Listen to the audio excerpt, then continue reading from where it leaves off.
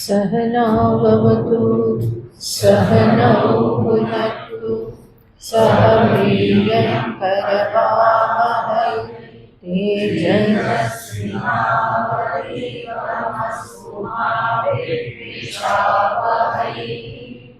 ॐ शान्ति शान्ति शान्ति।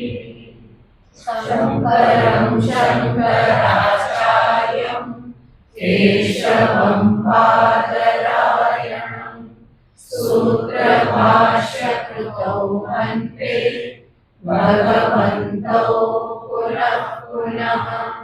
ईश्वरो गुरुरात्मेति मूर्तिभेदविभागिने व्योमवद्व्याप्तदेहाय दक्षिणामूर्तये नमः।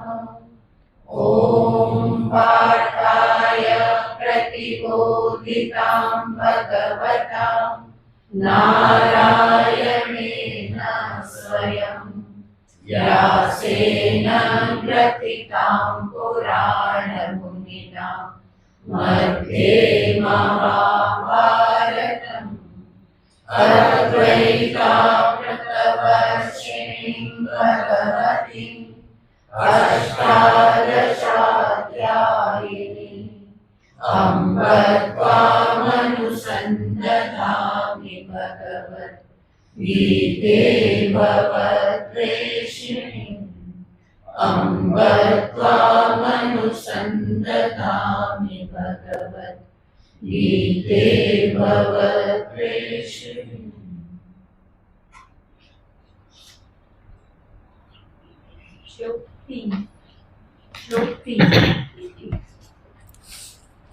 श्री भगवानुवाच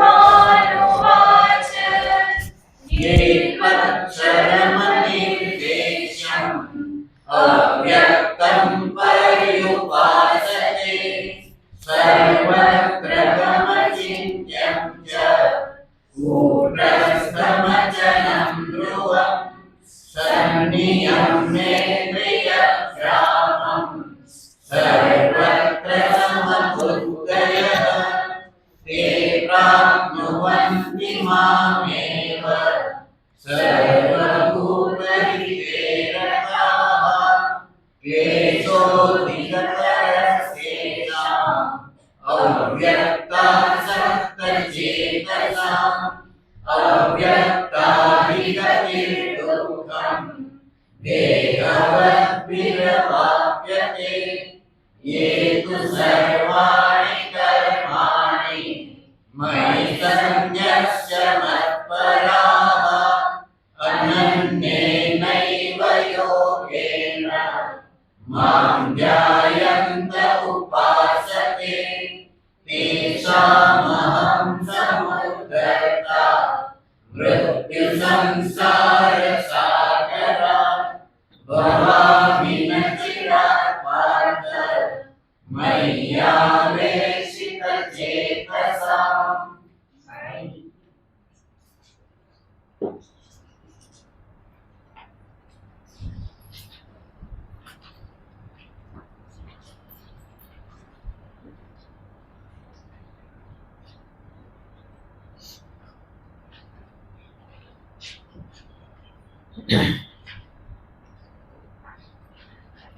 ભગવાન શ્રી કૃષ્ણચંદ્ર ભક્તિ યોગનું નિરૂપણ કરી રહ્યા છે.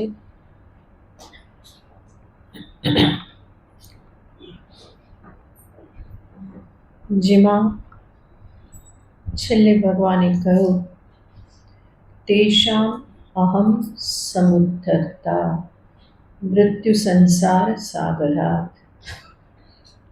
આવા ભક્તનો હું ઉદ્ધાર કરનાર છું. કેવા ભક્તનો?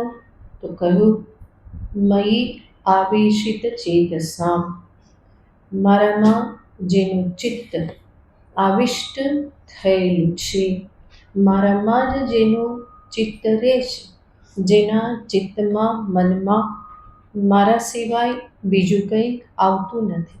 તો આવી રીતનું ચિત્ત જેનું છે, ભક્તિ યોગથી જે ભગવત પરાયણ થઈ ચૂકેલું છે. ભાગવતમાં કહેવામાં આવ્યું છે, અકામો સર્વ કામો વા મોક્ષ કામો ઉદારદીહિ તીવ્રેણ ભક્તિ યોગેન યજેત પુરુષમ પરમ. કે છે તીવ્ર ભક્તિ યોગથી પરમ પુરુષ પરમાત્માની યજન કરવું, યાને એમની ઉપાસના કરવી, એમને ભજવા. કોણે ભજવાના છે? તો શબ્દ વાપરે છે અકામઃ સર્વકામઃ મોક્ષકામઃ. જેને કોઈ કામના નથી એને પણ શું કરવાનું છે? પ્રભુને ભજવાના છે. જેને અનેક પ્રકારની કામના છે તો કે એને પણ પ્રભુને ભજવાના છે. અને જેને મોક્ષની કામના છે એને પણ શું કરવાનું છે? તીવ્રેણ ભક્તિ યોગેન પરમમ પુરુષમ યજેત. આ ત્રણ શબ્દથી ભગવાન સર્વને આવરી લે છે. જ્ઞાની તો સહજ રીતે પ્રભુમય છે. આગળ એટલે જ ભગવાન એના ગુણો દર્શાવવાના છે. અદ્વેષ્ટા સર્વભૂતાનામ 12મા અધ્યાયમાં છેલ્લા 8 શ્લોકમાં જ્ઞાનીનું વર્ણન છે. એવા જ્ઞાની કે જે ભગવત ભક્તિ એની પૂર્વ સાધનામાં તીવ્ર રૂપે કરેલી છે, તો એની પણ આવૃત્તિ જ્ઞાન પછી થયા કરે છે. તો જે અકામી છે એ સહજ રીતે પ્રભુનું ભજન કરે છે. ભાગવતમાં અનેક જગ્યાએ આવેલું છે કે જ્ઞાની પણ ભગવત ભજન કરે છે. શા માટે? ઇત્થંભૂત ગુણો હરિહિ. ભગવાન છે જેવા કે એને ભજ્યા વગર રહી શકાતું જ નથી. એટલા એ ભક્ત વત્સલ છે, દયા સિંધુ છે, કરુણા સિંધુ છે. વાંછા કલ્પતરુ એવા અનંત ગુણ કલ્યાણ પ્રભુ જે છે એનું ભજન કર્યા વગર, એનું સ્મરણ કર્યા વગર રહી નથી શકાતું. તો આ સહજ રીતે થાય છે. જેને કામનાઓ છે, સર્વકામઃ, જે પણ ધર્મ અર્થ આદિની જે કંઈ પણ કામના છે, તો એના માટે પણ કહેવાય છે કે એ પણ પ્રભુને ભજે, ભગવાનને પ્રાર્થના કરે, એની પાસેથી માગે. ઈચ્છા છે, કામના છે તો માગવું છે તો કોની પાસે માગો? ભગવાનની પાસે માગો, જગન્નાથની પાસે માગો. બીજા બધાની પાસે યાચના કરવાનો કોઈ અર્થ નથી. આપનારો તો એ જ એક છે, બીજું તો કોઈ આપનારું છે નહીં. તો જેને કામના છે એ પણ પ્રભુ પાસે નિવેદન કરે, એમને પ્રાર્થના કરે, એમની પાસે માગે. તો અકામઃ સર્વકામઃ. ત્રીજું કહે છે મોક્ષકામઃ. જેને મોક્ષની કામના છે, મોક્ષનો ઈચ્છુક છે, તો મોક્ષ માર્ગી સાધક જે છે એને પણ હરિની ભક્તિની આવશ્યકતા છે. કારણ કે મોક્ષ માર્ગ હમણાં જ આપણે સાંભળ્યું એ ઘણો કઠિન માર્ગ છે, આસાન નથી. તો કોઈને કોઈ સહાયની, આલંબનની તો જરૂર પડે જ છે. જ્યાં સુધી એ વેદાંત સિદ્ધાંતમાં નિષ્ઠ ન થઈ જાય ત્યાં સુધી, જ્યાં સુધી પોતાનામાં જીવ ભાવ છે, દેહમાં આત્મબુદ્ધિ છે, તો ઈશ્વરનો સ્વીકાર કરી અને એની સહાય હંમેશા લેવી જોઈએ, મુમુક્ષુ હોય છતાં પણ. તો અકામઃ સર્વકામઃ મોક્ષકામઃ. બધાએ શું કરવાનું છે? તીવ્રેણ ભક્તિ યોગેન યજેત પુરુષમ પરમ. પરમ પુરુષ પુરુષોત્તમ નારાયણની હંમેશા ભક્તિ યજન કરે. અને કેવી રીતે? તો શબ્દ વાપરે છે તીવ્રેણ ભક્તિ યોગેન. તીવ્રતાથી, અંતરના ઉમળકા અને અત્યંત ભાવ સાથે ભગવાનની ભક્તિ કરે. અને ભાવ ક્યાં સુધી પહોંચે? તો ભગવાને એક શબ્દમાં બતાવી દીધું, મયી આવેશિત ચેતઃ. મારામાં જેનું ચિત્ત આવિષ્ટ થઈ ગયેલું છે, જેના માટે ભગવાન સિવાય હવે બીજું કંઈ રહ્યું નથી. હકીકત પણ આ જ છે કે સમસ્ત જગત એ વિશ્વરૂપ પ્રભુ જ છે. દરેક રૂપે પરમાત્મા જ પ્રગટ થયેલા છે. જ્યાં જુઓ ત્યાં ઈશ્વરના જ રૂપો છે. અખિલ બ્રહ્માંડમાં એક હરિની જ અભિવ્યક્તિ છે. ભગવાન પણ અહીંયા કહેવાના છે ઈશ્વર સર્વભૂતાનાં હૃદ્દેશેર્જુન તિષ્ઠતિ. સર્વભૂતોના હૃદયમાં ઈશ્વર સ્થિત છે. અંતર્યામી તરીકે, પ્રેરક તરીકે ભગવાન સ્થિત છે અને આ દ્રષ્ટિને જ પ્રાપ્ત કરવાની છે. સર્વત્ર પ્રભુને જોવા, સર્વત્ર અંતર્યામી તરીકે ઈશ્વર જ છે, પ્રેરક તરીકે એ જ છે. આ દ્રષ્ટિ પ્રાપ્ત કરવી એ પણ કોઈ નાની સૂની ઉપલબ્ધિ નથી, બહુ મહાન ઉપલબ્ધિ છે. કારણ કે મોટે ભાગે મનુષ્ય પરિચ્છિન્નતામાં જ રહે છે, એમાંથી એ બહાર નીકળતો નથી. તો સર્વરૂપે પ્રભુને જોવા એ બહુ વિશાળ દ્રષ્ટિ છે, ઉદાર દ્રષ્ટિ છે. ત્યાં સુધી પહોંચવું પણ આસાન નથી. એટલા માટે એ દ્રષ્ટિને પણ મહાન ઉપલબ્ધિ કહેવામાં આવે છે. જે આ દ્રષ્ટિ પ્રાપ્ત કરે છે કે સર્વત્ર પ્રભુ જ છે, અંતર્યામી તરીકે એ જ રહેલો છે, એના અંતરમાં કોઈ રાગ દ્વેષને સ્થાન રહેતું નથી. કારણ કે એ જાણે છે કે અંતર્યામી જ બધું કરી રહેલ છે. બાહ્ય જે બહાર વ્યક્તિ દેખાય છે એ તો નિમિત્ત માત્ર છે, કઠપુતલી સમાન છે, એ કોઈને દોષ દેતો નથી. જીવનમાં સફળતા સુખ પ્રાપ્ત થાય તો પ્રભુ તરફથી આવેલ છે, પણ જ્યારે દુઃખ આવે ત્યારે પોતાની જવાબદારીનો ટોપલો બીજા ઉપર એ નાખતો નથી. એ જાણે છે એ પણ પ્રભુનું જ આપેલું છે. એટલા માટે એની દ્રષ્ટિ તો એ જ હોય છે, તેરે ફૂલો સે ભી પ્યાર, તેરે કાંટો સે ભી પ્યાર. બોલવું તો બહુ સારું લાગે, પણ જરા કાંટો લાગે તો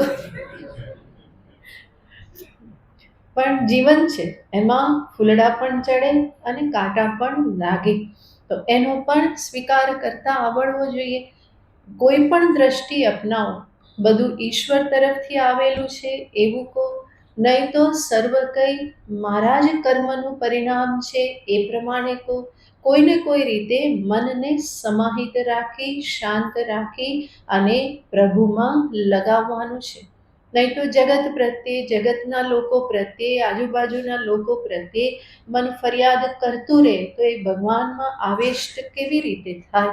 એ બધેથી મુક્ત થયેલું હોય તો ભગવાનમાં તન્મય થાય, પ્રભુમય થાય. તો ભગવાન એ અપેક્ષા રાખે છે. એટલા માટે કહે છે મય્યાવેશિત ચેતસામ. હવે ભગવાને જે કહ્યું કે હું તેઓનો ઉદ્ધાર કરનાર બનું છું. ફરી એ જ ભક્તોનો, એ જ ભક્તિ માર્ગનો ભગવાન ઉદ્ધાર કરે. એટલા માટે કઈ પ્રક્રિયા, કયા માર્ગથી ભક્તે ચાલવું એને ભગવાન આગળના શ્લોકમાં બતાવે છે. मय्यैव मनादत्स्व मय्येव मनमादत्स्व मयि बुद्धिं निवेशय मयि बुद्धिं निवेशय निवसिष्यसि मय्येव निवसिष्यसि मय्येव अत ऊर्ध्वं न संशयः अत ऊर्ध्वं न संशयः मय्येव मनमादत्स्व मयि बुद्धिं निवेशय निवसिष्यसि मय्येव अत ऊर्ध्वं न संशयः. ભગવાન શ્રી કૃષ્ણચંદ્ર હવેના શ્લોકમાં ભગવત ભક્તિનું સ્વરૂપ બતાવી અને દરેક ભક્તને, સાધકને માર્ગ બતાવી રહેલા છે. ભગવાન એટલા બધા ઉદારતાથી આ માર્ગ બતાવે છે, સાધન બતાવે છે. સર્વપ્રથમ શ્રેષ્ઠ ભક્તિનું સ્વરૂપ બતાવે, પછી કે એ ના થાય તો આ કરજે, ફરી કે એ ના થાય તો આ કર, એ ના થાય તો આ કર. એટલા બધા ભગવાન વિકલ્પો આપે છે. તો એમાં સર્વને માટે સ્થાન રહેશે. જે જ્યાં ઊભેલો છે ત્યાંથી એ પોતે પ્રારંભ કરી શકે છે. તો ભગવાને એટલો સુંદર આ 4 શ્લોકમાં ઉપદેશ આપેલો છે, જેમાં સર્વપ્રથમ ભગવાન કહે છે મયી એવ મન આધત્સ્વ. મયી બુદ્ધિમ નિવેશય. હે અર્જુન, મારામાં મનને મૂક અને મારામાં જ તારી બુદ્ધિને પણ મૂક. બુદ્ધિનો પ્રવેશ કરાવ, મનનો પ્રવેશ કરાવ. આવું કરવાથી શું થશે? નિવસિષ્યસી એવ મયી એવ. તું મારામાં જ નિવાસ કરીશ. અત ઉર્ધ્વમ ન સંશય. આમાં કોઈ સંશયને સ્થાન નથી. મારામાં જ નિવાસ કરીશ એનો અર્થ તું મને પ્રાપ્ત કરી લઈશ. ક્યારે? મન બુદ્ધિને જ્યારે મારામાં લગાવીશ ત્યારે. ભગવાન બે વસ્તુ માગે છે. મનુષ્યનું જે સ્વરૂપ જે છે એમાં એક છે શારીરિક, બીજું છે ભાવનાત્મક અને ત્રીજું છે બુદ્ધિરૂપ. તો આ એની જે પર્સનાલિટી જે છે એમાં આ ત્રણ વિભાગ છે. એક તો એનું શરીર છે અને શરીરની સાથે સાથે ભાવનાઓથી ભરેલું મન છે. અને ત્રીજું વ્યક્તિત્વ છે વૈચારિક વ્યક્તિત્વ કે જ્યાં બુદ્ધિ છે. તો આ રીતે આ ત્રણ એના વ્યક્તિત્વના પાસા છે. હવે આ ત્રણમાંથી પ્રધાન જે છે એ ભાવનાત્મક અને વૈચારિક વ્યક્તિત્વ છે. એ બંને થકી એના શારીરિક વ્યક્તિત્વનું નિયંત્રણ થાય છે. મન જે પ્રમાણે કે, બુદ્ધિ જે પ્રમાણે કે એ પ્રમાણે શરીર કામ કરે છે. શરીર તો સ્થૂલ છે. સ્થૂલ શરીર મન બુદ્ધિના આધારે કાર્ય કરે છે. મન કહેશે કે આમ કરવું છે તો શરીર એ કરવા માટે તૈયાર થઈ જાય. બુદ્ધિ કહેશે કે આવું કરવાનું છે તો એના માટે એ તૈયાર થઈ જાય છે. તો મન અને બુદ્ધિ, ભાવનાઓ, લાગણીઓ અને સાથે સાથે વિચાર, આ બધું મનુષ્યમાં રહેલું છે. તો આ બે પ્રધાન છે. અને ભગવાન શું માગી લે છે? એ જ બેને માગી લે છે કે જે બે મનુષ્યને વધારે તકલીફ આપે છે, હેરાન કરે છે. ભગવાન કહે છે કે તને તકલીફ આપનારું તું મને આપી દે તો તને કોઈ હેરાનગતિ નહીં થાય. મન જે છે એ તું મારામાં મૂક, બુદ્ધિને પણ મારામાં લગાવ તો તારું જીવન સફળ થઈ જશે. તું મને પ્રાપ્ત થઈ જઈશ. તો જીવનમાં આપણે જાણીએ જ છીએ, આપણે જે કંઈ પણ નિર્ણયો લેતા હોઈએ કાં તો લાગણીના આધારે લઈએ અને ક્યારેક ક્યારેક બુદ્ધિના આધારે લઈએ. ભગવાને આપી છે તો ક્યારેક તો ઉપયોગ કરવો પડે. બાકી મોટે ભાગે બુદ્ધિને એક બાજુ હટાવી અને જે લાગણીઓ છે, આપણી જે ભાવનાઓ છે એના આધારે આપણે વ્યવહાર કરીએ. એટલા માટે દરેક મનુષ્ય જીવનમાં બોલતો હોય હું બધું સમજું છું, પણ સમજું છું એનો અર્થ શું? બુદ્ધિ ચલાવી છે, વિચાર કર્યો છે, સમજાયું છે, પણ સાથે સાથે શું મૂકી દે? બધું સમજું છું, પણ પછી શું પ્રધાન થઈ જાય? લાગણી, ભાવના, મન. તો એ એનાથી વધારે જીવે છે અને ક્યારેક ક્યારેક બુદ્ધિનો પણ ઉપયોગ કરે છે. જ્યાં કરવો પડે ત્યાં કરે છે અને ક્યારેક ના કરવાનું હોય ત્યાં વધારે પડતો પણ કરે છે. એટલા માટે એને શું કહેવામાં આવે? દોઢાપણ કહેવાય. ડાપણ હોય ત્યાં સુધી બરાબર, પણ જ્યાં નથી કરવાનું ત્યાં ફરી વધારે પડતો ઉપયોગ કરે તો એને દોઢાપણ કહેવાય. આપણે પણ કહીએ કે બહુ દોઢાપણ ના કર, બીજા પણ આપણને કે કરતા હોઈએ તો આ બુદ્ધિનો જ્યાં બહુ ઉપયોગ ના કરવાનો હોય ત્યાં બહુ જ કરે, જ્યાં કરવાનો હોય ત્યાં એ કરતો નથી. તો વ્યક્તિત્વના આવા પાસાઓ છે જેના પરિણામે જો એને યોગ્ય રીતે મેનેજ કરવામાં ન આવે તો મનુષ્યના જીવનમાં વધારે ને વધારે કોન્ફ્લિક્ટ્સ બધા થતા જાય, સંઘર્ષો પ્રાપ્ત થતા જાય. તો એવા મન બુદ્ધિને સંભાળવાનો સૌથી શ્રેષ્ઠ ઉપાય છે એને ભગવાનમાં લગાવવા. ભગવાન તરફ વાળી દેવા. એનાથી કોઈ જગત કે વ્યવહાર કે છૂટી જવાના નથી, પણ ભગવાનની સાથે સાથે જ્યારે એ કામ કરે તો બુદ્ધિ નિર્ણયો સારા લઈ શકે અને ભાવનાઓ પણ બધી સંયમિત રહે. એ મને રાગદ્વેષ વધારનારી ન બને, બલ્કિ અંતર શુદ્ધ કરનારી બને. તો આવી રીતે મન અને બુદ્ધિને ભગવાન કહેશે કે એ તું મને અર્પી દે, મારામાં રાખ. અને આ બે જ તો મનુષ્ય છે. મન આપી દીધું ને બુદ્ધિ આપી દીધું તો પાછળ રહેવાનું શું? આ કૃષ્ણની ચાલાકી છે. બરાબર ને? બહુ સીધા સાધા શબ્દોમાં કહીએ તો આ કનૈયાની ચાલાકી છે કે મને બે જ વસ્તુ આપ, પણ બે વસ્તુમાં કેટલું માગી લે? બધું માગી લે. અને આ તો આદત છે. બલિરાજા પાસે શું માગ્યું હતું? 3 ડગલા પૃથ્વી. અને શું લઈ લીધું? બધું જ લઈ લીધું. તો આ પણ એમની આદત છે, પણ એ આદત કે એમની હોશિયારી કે ચાલાકી એ બધું શેના માટે છે? જીવના કલ્યાણને માટે છે. એ કલ્યાણકારી જ હંમેશા કહે છે. જીવનો ઉદ્ધાર કરવાને માટે જ આવો ઉપદેશ આપે છે. કારણ કે ભગવાન પણ જીવને જાણે ને કે બહુ બધું કહે તો કે આટલું બધું તો ના અપાય કે હંમેશા એ થોડું થોડું આપે તો ભગવાન કહે છે કે મને બે જ વસ્તુ આપ, મારે બીજું કંઈ જોઈએ નહીં. મન અને બુદ્ધિ તારા આપી દે. એટલું બે આપી દે તો માણસ તો ખાલી થઈ જાય, બીજું કંઈ કરવા પણ રહે નહીં. તો ભગવાનમાં પૂરેપૂરો એ લાગી જાય છે. તો ભગવાન બહુ સરસ રીતે જીવને પોતાના તરફ વાળે છે. મનને ભગવાનમાં લગાવવું એનો અર્થ શું? મન કોઈ સ્થૂળ વસ્તુ તો છે નહીં. એક ફૂલ જેવું તો નથી કે એને અર્પણ કર્યું.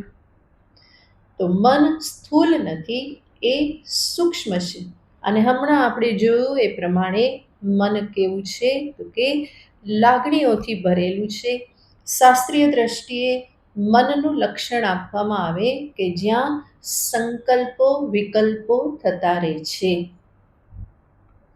આમ કરું કે તેમ કરું, અહીંયા જાઓ કે આ કરું, આ ગમશે કે પેલું ગમશે, આ આનાથી ખુશ થશે કે પેલાથી ખુશ થશે. આ સંકલ્પ વિકલ્પ જ્યાં થતા રહે એ મન છે.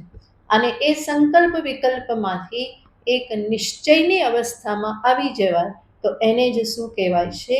બુદ્ધિ કહેવામાં આવે છે.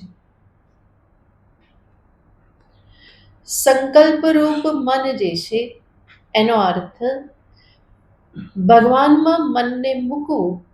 એનો અર્થ છે મારા સંકલ્પોને હું ભગવાનની સાથે જોડું.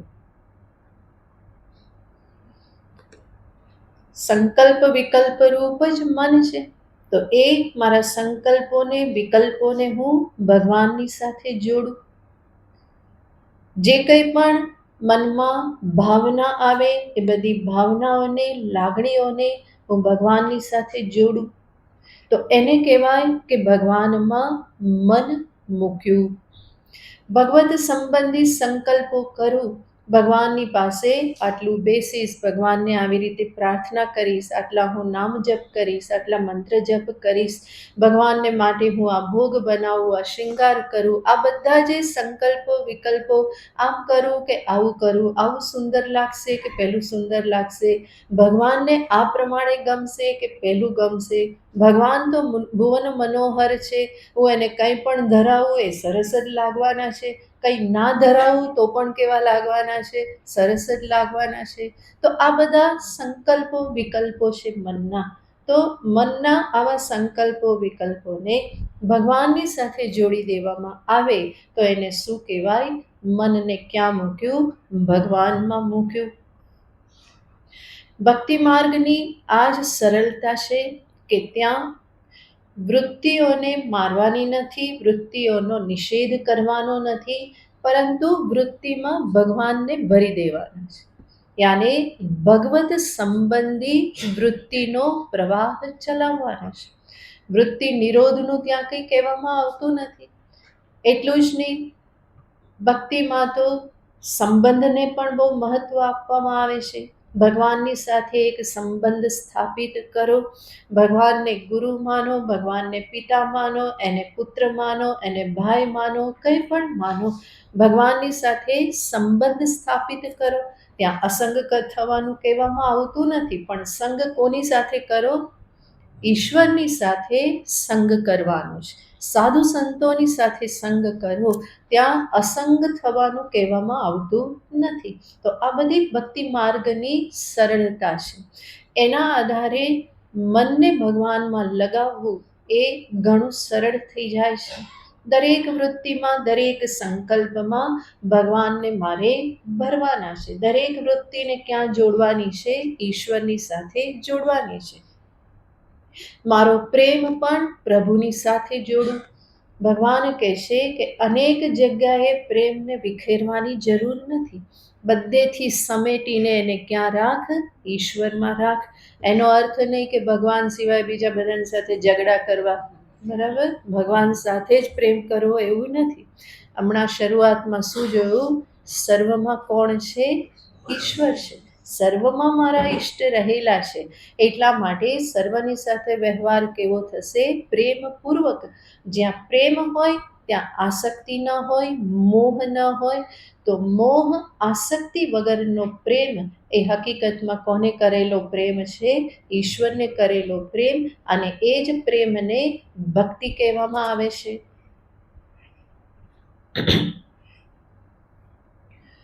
તો ભક્તિ માર્ગમાં કંઈ તોડવાનું નથી, કરવાનું છે શું? જોડવાનું છે.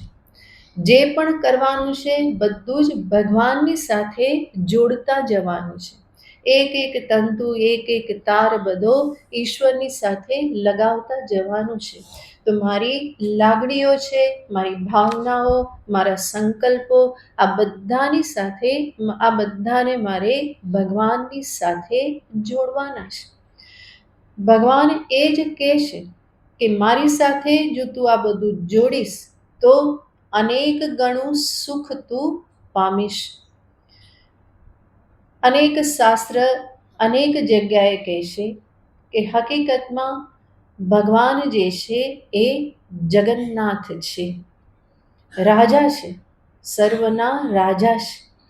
અને રાજા પાસે માગવાનું શું હોય? જ્યારે એવું કે પ્રસન્ન થાય અને માગવાનું કે, તો ભિખારી જો રાજા પાસે જાય અને ભિખારીને માગવાનું કે, તો ભિખારીએ શું માગ્યું? આ ભીખ માગવાનો વાટકો તૂટી ગયેલો છે, બીજો વાટકો આપો ને. આ ભિખારીની મૂર્ખતા કહેવાય ને. એ ઘણું બધું માગી શક્યો હોત કે એનું ભિખારીપણું બધું ટળી જાય, પરંતુ એ શું માગે છે? એ જ માગ્યા કરે છે. સંસારી વ્યક્તિ આવું જ કરે છે. ભગવાનની પાસે સંસારના જ પદાર્થો, માન, પ્રતિષ્ઠા આ બધું માગ્યા કરે છે. બલકી ભગવાનની પાસે જઈ અને ભગવાનને જ એ માગી શકે છે. અને ભગવાનની સાથે એક થાય તો એ પણ રાજા જ બનવાનો છે. એને ભિખારી રહેવાની જરૂર પડતી નથી. પણ આ ટેવ જાતી નથી. ભક્ત આ શીખી ગયેલો છે. અને એટલા માટે એ ભગવાનની પાસે કંઈ પરિચ્છિન્ન વસ્તુને ક્યારેય પણ માગતો નથી. બલકી એ હંમેશા ભગવાનની ભક્તિ માગે. ભગવાન, હું આપની સાથે રહી શકું, આપનું સ્મરણ થઈ શકે, આપના ચરણોમાં મારી ભક્તિ રહે, મારી શરણાગતિ આપમાં બની રહે, મારો અહંકાર ક્યારેય માથું ના ઉચકે, આવી ભક્તની પ્રાર્થના હોય. તો એને કહેવાય કે મન ભગવાનમાં રાખ્યું. એટલું જ નહીં, માત્ર સંકલ્પ આદિ નહીં. શાસ્ત્રમાં મન એટલે શું? તો ત્યાં પણ કહેવામાં આવે છે કે મનનો અર્થ છે કામ, સંકલ્પ, વિચિકિત્સા, ધૃતિ, શ્રદ્ધા, હ્રીર, ધીર, બીર, એતત્ સર્વમ મન ઇતિ એતત્ સર્વમ મનઃ. ઉપનિષદ કહેશે કે મન એટલે શું છે? તો કહેશે કામ. કામયાને ઈચ્છા. જ્યાં ઈચ્છા ઉત્પન્ન થાય છે, તો કામના જ્યાં છે એ મન છે. સંકલ્પ, હમણાં આપણે જોયું, સંકલ્પ પણ મનનું જ સ્વરૂપ છે. વિચિકિત્સાનો અર્થ થાય છે સંશય. આ કરું કે તે કરું, આવા સંશય જે છે, શંકા, એ પણ મનનું સ્વરૂપ છે. શ્રદ્ધા પણ મનમાં રહેલી છે. એનાથી આગળ ધૃતિ યાને ધૈર્ય, રીહ યાને લજ્જા, શરમ, ભય, એ પણ મનમાં જ રહેલો છે. તો આ બધું મનનું સ્વરૂપ છે. જ્યારે ભગવાન કહેશે કે મન મારામાં લગાવ, તો એનો અર્થ શું થાય? આ બધું કોની સાથે જોડ? મારી સાથે જોડી દે. સર્વપ્રથમ ભગવાન કહેશે કે મન મારામાં લગાવ, તો મનના અર્થમાં સર્વપ્રથમ આવ્યું કામઃ, જે કામના, ઈચ્છા જે છે, એ ઈચ્છાઓને ભગવાનની સાથે જોડવી. હમણાં જ આપણે જોયું એ પ્રમાણે ભક્ત ભગવાનની પાસે ભગવત સંબંધી જ માગે, એ ક્યારેય પણ સંસારના પદાર્થોને માગતો નથી. એટલા માટે ફેર એ જ પડે છે. સંસારી કોણ? તો કે ભગવાનને સાધન બનાવે, સંસારને સાધ્ય બનાવે. અને ભક્ત કોણ? તો કે ભગવાનને સાધ્ય બનાવે અને સંસારને સાધન બનાવે. તો આ બંનેમાં ભેદ છે. બહુ સમજાયું નહીં, બધાના મોઢા જોઈને લાગ્યું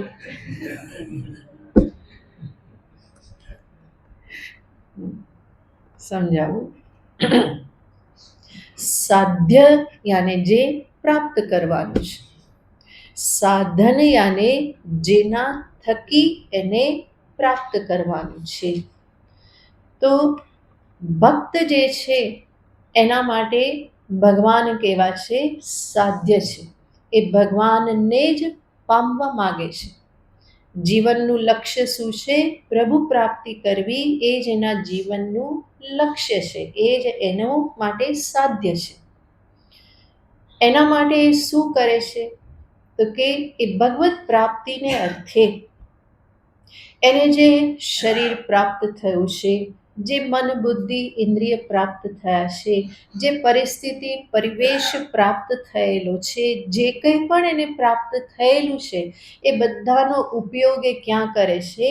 ભગવાનને પ્રાપ્ત કરવા માટે એ બધાને સાધન બનાવે છે, એનો ઉપયોગ કરે છે. ભક્ત આ પ્રમાણે કરે છે. સામાન્ય જીવ, સંસારી જીવ શું કરે છે? તો કે એનું સાધ્ય શું છે? લક્ષ્ય સંસારના પદાર્થો પ્રાપ્ત કરવા, વિષયો પ્રાપ્ત કરવા, ધન આદિ પ્રાપ્ત કરવા, માન સન્માન પ્રાપ્ત કરવા. અને એ જે એનું સાધ્ય છે, જે પ્રાપ્ત કરવા માગે છે, એના માટે સાધન કોને બનાવે છે? ભગવાનને, ઈશ્વરને.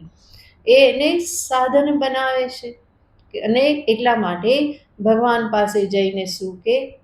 ભગવાન આટલું કામ કરી દેજો, હું 5 વખત તમારા મંદિરે આવીશ, 5 દીવા કરીશ. તો ભગવાન શું બન્યા? સાધન બન્યા. શેના માટે? સંસારના વિષયોને પ્રાપ્ત કરવા માટે. તો થયું ને? હવે સમજાયું? ભક્તને માટે ભગવાન સાધ્ય, બીજું બધું જે છે એ સાધન. સંસારીને માટે બીજું બધું વિષયો જે છે એ સાધ્ય, અને ભગવાન કેવા છે? સાધન છે. ભગવાનનો ઉપયોગ શેના માટે કરે? કે સંસારના વિષયોને પ્રાપ્ત કરવાને માટે. એટલા માટે ફરી ફરીને જે કંઈ પણ જોઈએ તો ભગવાનની પાસે જઈને કે આટલું કરી દેજો, આટલું કરી દેજો, આટલું નિવેદન છે, આટલી ઈચ્છા પૂરી કરજો, આટલું કામ થઈ જાય. તો ઉપયોગ ભગવાનનો શેના માટે છે? સંસારના વિષયોને માટે. તો આ બંને ભેદ છે, સામાન્ય મનુષ્યમાં અને ભક્તમાં. ભક્ત કેવો થઈ જાય છે? તો કે એ બીજી કોઈ કામના ઈશ્વર પાસે કરતો નથી. સંસારી વિષયની કોઈ પણ કામના એનામાં રહેતી નથી. એની સર્વ કામના કોની સાથે જોડાયેલી છે? ઈશ્વરની સાથે જોડાયેલી છે. તો કામનાને, ઈચ્છાને ઈશ્વરની સાથે જોડવી, એને કહેવાય મનને ભગવાનમાં મૂકવું.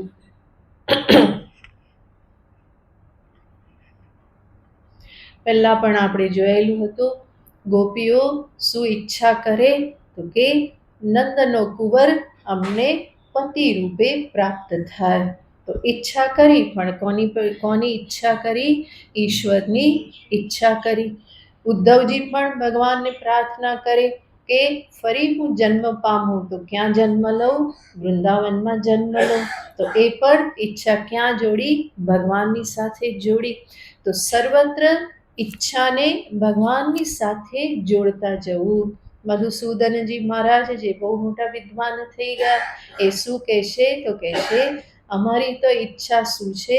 અમારી ઈચ્છા એ છે કે યમુના તટ પર એક નીલમણિ જ્યોતિ હંમેશા ભાગતી રહેશે અને અમે એનું દર્શન કરતા રહીએ. નીલમણિ જેવી જ્યોતિ અને કૃષ્ણ કે જે શ્યામ રંગ છે, ઘનશ્યામ છે, જે યમુના તટે હંમેશા દોડતા રહેશે આમથી તેમ ગોપ બાળની સાથે. તો એ કહેશે કે અમારા માટે તો એ જ પર્યાપ્ત છે, અમારે બીજું કોઈ દર્શન કરવું નથી. અસ્માકમ તુ તદેવ લોચન ચમત્કારાય અલમ. લોચન ચમત્કારાય, દ્રષ્ટિમાં ચમત્કાર જેવું લાગે, કરે આવું શું જોઈ લીધું, કેવું સરસ જોઈ લીધું. કંઈ પણ આપણે એવું આશ્ચર્યકારક જોઈએ તો આંખમાં એક ચમક આવી જાય. તો કહેશે લોચન ચમત્કારાય અસ્માકમ તુ તદેવ અલમ. એટલું જ અમારા માટે પૂરતું છે. અમને સંસારના કોઈ આશ્ચર્યો જોવાની કોઈ ઈચ્છા નથી. અમને તો આશ્ચર્ય કોણ કરાવે છે? અમારી આંખમાં ચમક કોણ લાવે છે? કાલિંદી પુલિનોદરે કિમપિ નીલમહો ધાવતી. યમુનાના તટ પર આ નીલમણિ જે દોડી રહેલ છે એનું દર્શન કરવું એ જ અમારા માટે તો શું છે? લોચન ચમત્કારાય અલમ. એટલું જ પૂરતું છે. તો એમની કામના શું છે? માત્ર આ જ કામના છે. સંસારની બીજી કોઈ કામના એને છે જ નહીં. તો આ રીતે કામનાને પ્રભુની સાથે જોડવી. હંમેશા ઈચ્છા શું? ચરણે તે મરણે પી સ્મરયામી. કહેશે આપના ચરણનું હું મરણકાલે પણ શું કરતો રહું? સ્મરણ કરતો રહું. ભજનમાં પણ પ્રાર્થના કરવામાં આવે, ઇતના તો કરના સ્વામી જબ પ્રાણ તન સે નિકલે. આખા ભજનમાં બીજી કોઈ કામના નથી. કઈ કામના છે? પ્રભુનું દર્શન થતું રહે, એ જ એમાં કામના છે. તો સર્વ કામના પ્રભુમાં સમાઈ જાય. આને જ શું કહેવાય તો કે કામરૂપી મનને પ્રભુમાં મૂક્યું. જે ઈચ્છાઓથી ભરેલ છે તો એવી ઈચ્છાઓને ક્યાં જોડી દીધી? પ્રભુની સાથે જોડી દીધી. સંકલ્પ, મને આને બીજું કહેવામાં આવ્યું છે સંકલ્પ. તો સંકલ્પ તો હમણાં જ આપણે જોયું કે જે કંઈ પણ સંકલ્પ કરીએ, નાના મોટા પ્રભુ સંબંધી સંકલ્પ થાય. ભલે શરૂઆતમાં બીજા બધા સંકલ્પો પણ થતા હોય, પણ શરૂઆત નાના નાના સંકલ્પોથી કરીએ કે ભગવત સંબંધી કોઈને કોઈ સંકલ્પ કરું. ભગવત સંબંધી હું જપ, નામ જપ, સેવા પૂજા, પાઠ પારાયણ કે પછી ભગવાનના જનોની સેવા, દુઃખીની સેવા, દરિદ્રની સેવા, કોઈ પણ સંકલ્પ, આ બધા સંકલ્પ કેવા છે તો કે ભગવત સંબંધી સંકલ્પ. ભગવાનને હંમેશા સાથે રાખીએ. બજારમાં જઈએ, ઘણું બધું ખરીદીને લાવીએ, સાથે સાથે થોડુંક ભગવાન માટે પણ લઈ આવીએ. બધું ઘણું બધું શોપિંગ કર્યું, સાથે શું કર્યું? ભગવાન માટે એક માળા ખરીદી લીધી. ભગવાનને વસ્ત્ર પહેરાવતા હોય તો વસ્ત્ર ખરીદી લીધું. કંઈ નહીં તો ભગવાનને માટે એક ફળ પણ ખરીદી લીધું. આ બધું શું છે? ભગવત સંબંધી સંકલ્પ છે. પ્રભુ, હંમેશા વિચાર કરો, પ્રભુ મારી સામે પ્રગટ થાય તો હું શું કરીશ? આ સૌથી સરસ સંકલ્પ છે કે હું જપ કરતા બેઠેલ હોઉં, ભગવાનને દરેક જપ વખતે હું એને પુકારી રહેલો છું. જપ કરવાની પદ્ધતિ જ આ છે કે જ્યારે જપ કરો, સર્વ ઇન્દ્રિયોને એમાં લગાવો. મંત્ર જપ કરો, નામ જપ કરો, 5 ઇન્દ્રિયોને એમાં લગાવવાની છે. અને દરેક વખતે જ્યારે પણ ભગવાનના નામનું કે મંત્રનું ઉચ્ચારણ કરું તો દરેક વખતે લાગવું જોઈએ કે આ સાંભળીને ભગવાન આવી જશે, ભગવાન આ પોકાર સાંભળશે. મહાદેવ મહાદેવ મહાદેવ કરીએ તો દરેક વખતે એવું લાગે કે પ્રભુ સાંભળશે અને પ્રગટ થઈ જશે. અને વિચાર કરો, પ્રગટ થશે તો શું થશે? વિચાર કરવામાં પહેલાં તકલીફ થશે કે આપણી સામે ક્યાં પ્રગટ થવાના, આવા ક્યાં વિચાર કરવાના. પણ એવું નહીં, ભગવાન આજે પણ પ્રગટ થાય. ભાવપૂર્વક નિષ્ઠા સાથે જ્યારે પ્રભુનું ભજન કરવામાં આવે તો એ આજે પણ પ્રગટ થાય, આજે પણ દર્શન દે.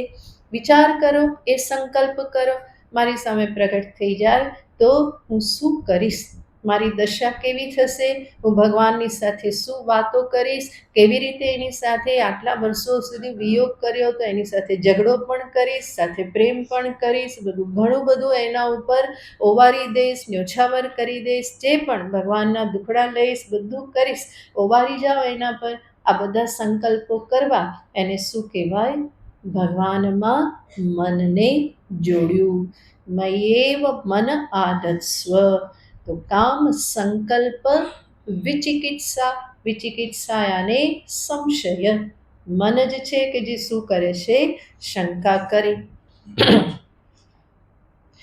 બીજા કોઈના વિષયમાં શંકા કરવી એના કરતાં ક્યાં શંકા કરવી? ભગવાનની સાથે જ કરવી. હું આ કર્મ કરું તો ભગવાનને ગમશે કે નહીં ગમે? હું આવી ભાવના ધારણ કરું તો ભગવાનને ગમશે કે નહીં ગમે? ભગવાન માટે હું આ કરું કે તે કરું? આ પ્રમાણે કરું તો વધારે સારું કે આ પ્રમાણે કરું તો વધારે સારું? આ બધાને શું કહેવાય? વિચિકિત્સા. ભગવાનની સાથે એને જોડતા જાઓ. બીજા લોકોના સંદર્ભમાં શંકાઓ કરવી એના કરતાં ભગવાનની સાથે શંકા કરો. મારું સાંભળ્યું હશે કે નહીં સાંભળ્યું હશે? પ્રાર્થના તો કરી, કાને ધરી હશે કે નહીં ધરી હોય? ભગવાન બીજા કામમાં વ્યસ્ત હશે તો નહીં સાંભળ્યું હોય, જેવી રીતે હું બીજે ક્યાંક વ્યસ્ત હોઉં તો ના સાંભળે, તો ફરી પાછી પ્રાર્થના કરી લઉં, વધારે જોરથી પ્રાર્થના કરી લઉં. ગમે તે રીતે ભગવાનમાં જોડાઈને રહો. જે પણ વૃત્તિ આવે એની સાથે જોડી દેવાની, ઈશ્વર સાથે જોડવાની છે. કામ સંકલ્પ વિચિકિત્સા. આગળ કહેશે શ્રદ્ધા. શ્રદ્ધા પણ મન જ છે. શ્રદ્ધામયોયમ પુરુષ. તો શ્રદ્ધા પણ મન છે. ભગવત ભક્તને માટે ગુરુમાં શ્રદ્ધા, ઈશ્વરમાં શ્રદ્ધા, પોતાની સાધન પદ્ધતિમાં શ્રદ્ધા, શાસ્ત્રમાં શ્રદ્ધા, આ બધી જ શ્રદ્ધા એના માટે પણ જરૂરી છે. અને એટલે ત્યાં પણ શ્રદ્ધાનું એટલું જ મહત્વ છે. ભગવાનમાં શ્રદ્ધા, ગુરુમાં શ્રદ્ધા. તો શ્રદ્ધા આ પ્રમાણે હંમેશા બનાવી રાખવી. એ પણ શું છે? મનને ભગવાનમાં મૂકવું. એનાથી આગળ કહેવામાં આવે છે ધૈર્ય, ધૃતિ, ધૈર્ય ધારણ કરવું. કોઈ પણ સાધન ધૈર્ય વગર થતું નથી. ધીરજ ધારણ કરવી પડે. ધૈર્યપૂર્વક જ્યારે દીર્ઘકાલ સુધી કરવામાં આવે તો એનું ફળ પ્રાપ્ત થાય. અધીરા થવાથી કોઈ સાધના નહીં થાય. ચાહે કર્મયોગ હોય, યોગાનુષ્ઠાન હોય, સમાજ સેવા હોય કે જ્ઞાન હોય કે ભક્તિ હોય, કોઈ સાધના અધીરાયથી થતી નથી. ત્યાં ધૈર્ય ધારણ કરવું જ પડે. તો ધૈર્ય કે જે એને અહીંયા મન કહેવામાં આવેલ છે. સાથે સાથે કહેશે જે રીહી, રીહી યાને લજ્જા, લજ્જા યાને શરમ. જે ભગવાનનો ભક્ત છે એને હંમેશા કંઈ પણ ખોટું થયું તો કોની શરમ આવે છે? ભગવાનથી શરમાય છે. મેં ભગવાનનો ભક્ત થઈને મેં આવું કર્યું, મારા ગુરુનો હું શિષ્ય એનો અનુયાયી, આટલો ઉપદેશ, આટલું બધું સત્સંગ બધો કર્યો અને હું ખોટા માર્ગે જાઉં તો કેવી રીતે ચાલે? તો કંઈ પણ ખોટું કાર્ય થયું તો સર્વપ્રથમ એને શરમ આવે છે ભગવાનની, ગુરુની. સમાજની તો શરમ મોટા ભાગનાને આવતી હોય, પરંતુ ભગવાનથી લોકો શરમાતા હોતા નથી. એ જાણે કે ભગવાનનું અસ્તિત્વ એને લાગે કે તો મંદિરમાં બેઠા છે, એ ક્યાં જોવાના છે. પણ એવું તો છે નહીં. સૌથી પહેલો જોનાર તો કોણ છે? અંતર્યામી તો એ જ છે. પહેલો જોનારો એ જ છે. તો એનાથી જ શરમ આવવી જોઈએ. તો ભક્તની શરમ પણ કોની સાથે જોડાયેલી છે? ભગવાનની સાથે જોડાયેલી છે, ગુરુની સાથે જોડાયેલી છે. તો શરમને પણ ત્યાં જોડવાની છે. ભય, તો ભય પણ કોનો લાગે છે? ઈશ્વરનો ભય રાખે છે. સમાજથી ડરતો નથી. સમાજ શું કહેશે ને સમાજ આમ કહેશે ને એવો ભય એને નથી. એને પોતાની સાધના જે કરવાની છે એ કરે જ છે. પરંતુ કંઈ પણ ખોટું થાય તો ઈશ્વરનો ભય લાગે છે, ધર્મનો ભય છે.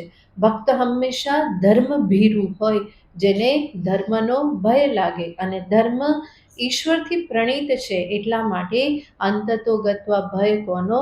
કે ઈશ્વરનો ભય. તો એનો ભય પણ એની સાથે જ જોડાયેલો છે. તો આ બધું જ મન છે.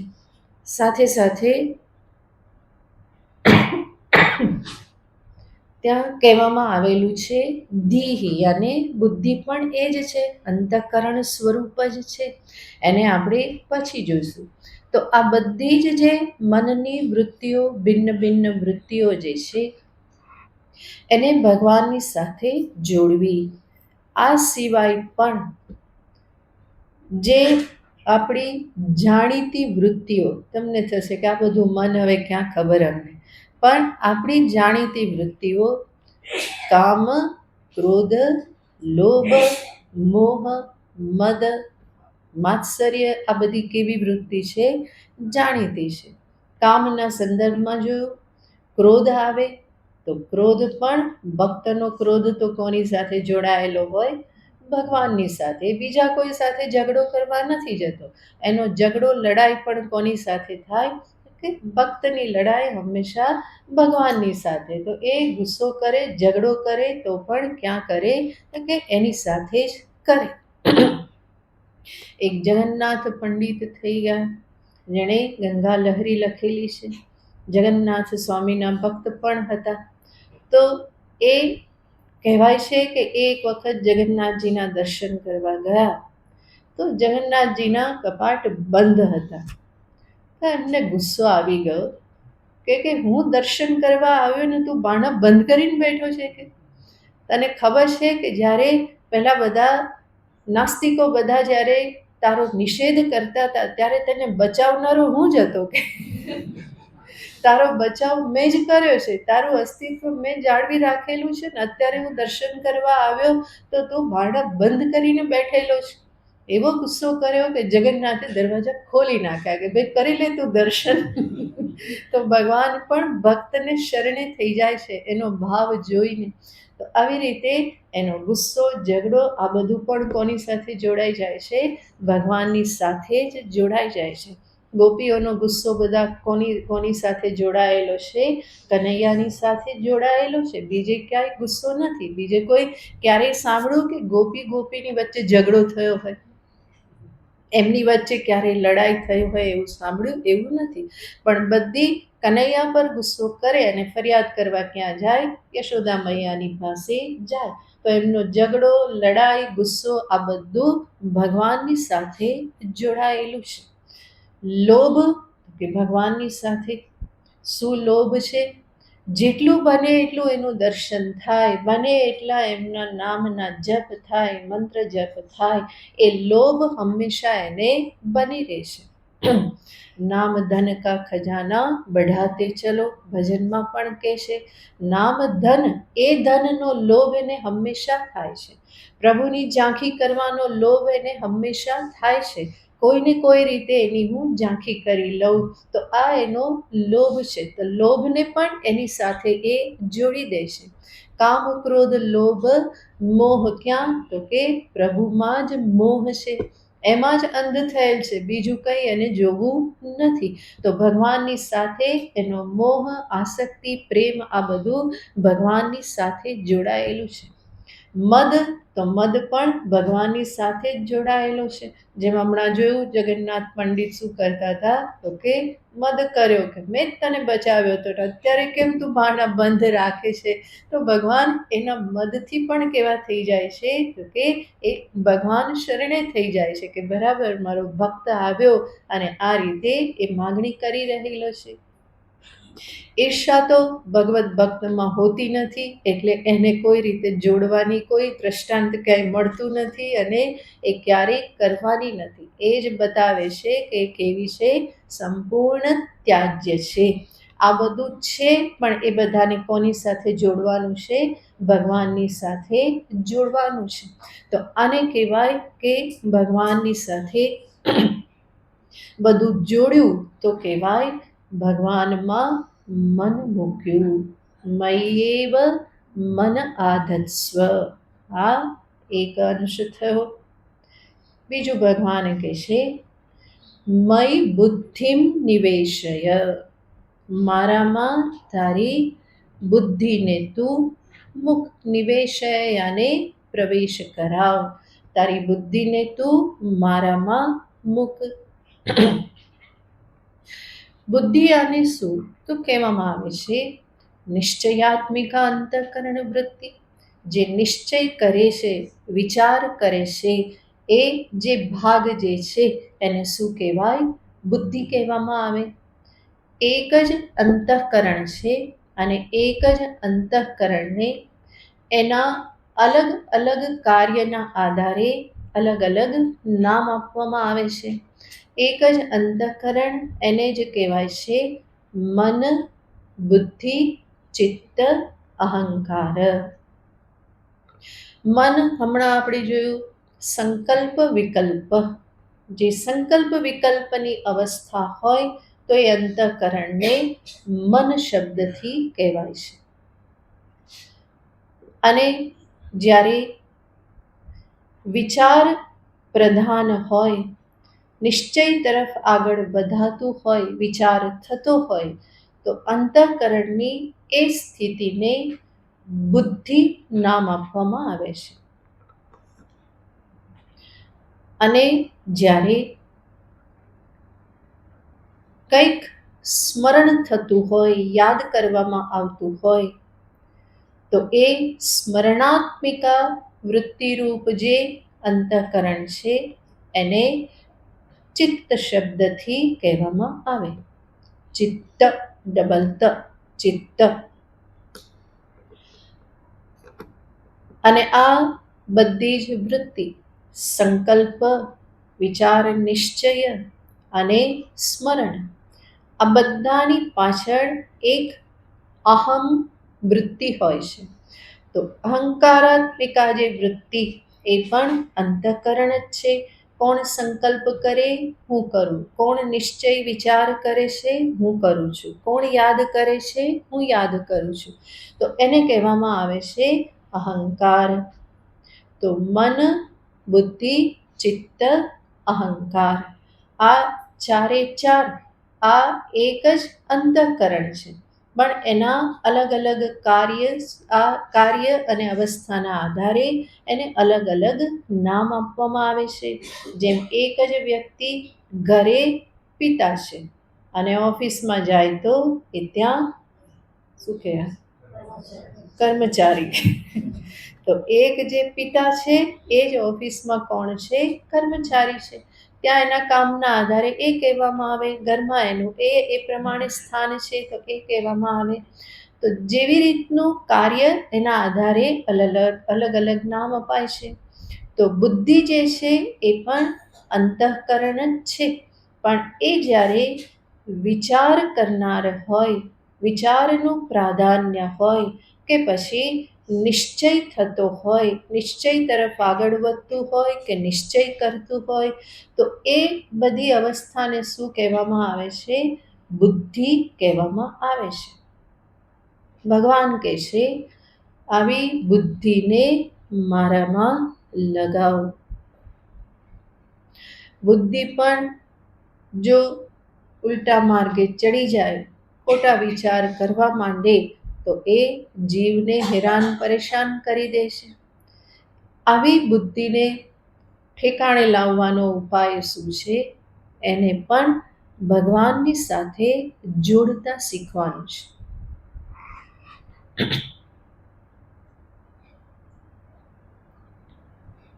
મારા વિચારોને, નિશ્ચયોને ઈશ્વરની સાથે હું જોડતા શીખું.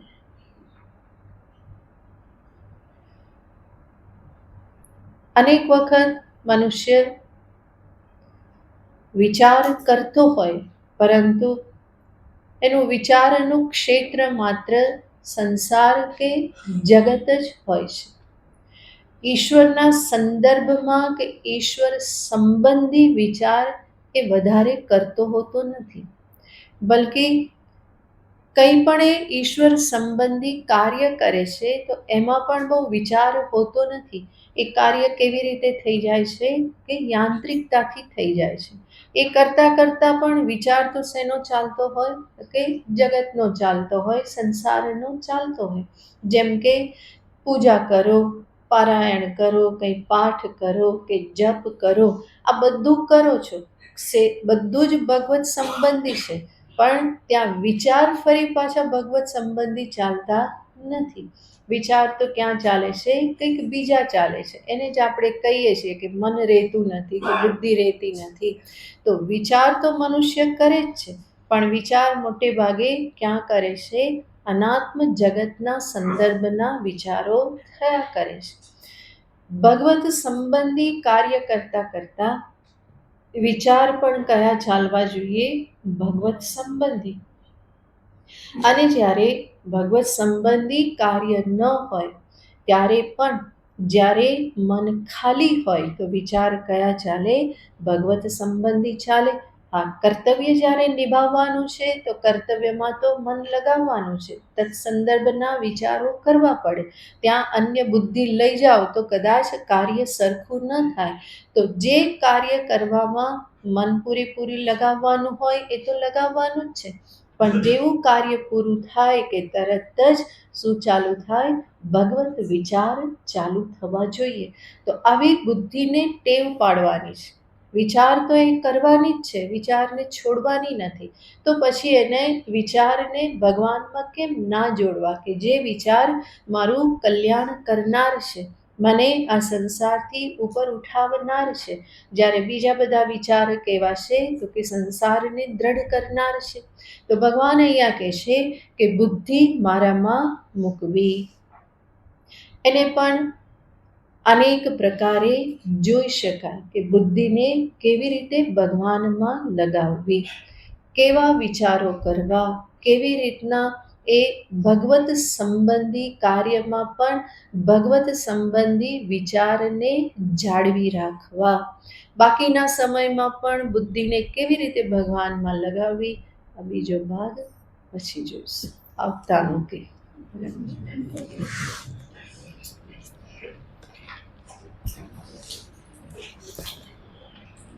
ઓમ પૂર્ણમદ પૂર્ણમિદં પૂર્ણાત પૂર્ણમુદચ્યતે પૂર્ણસ્ય પૂર્ણમાદાય પૂર્ણમેવાવશિષ્યતે.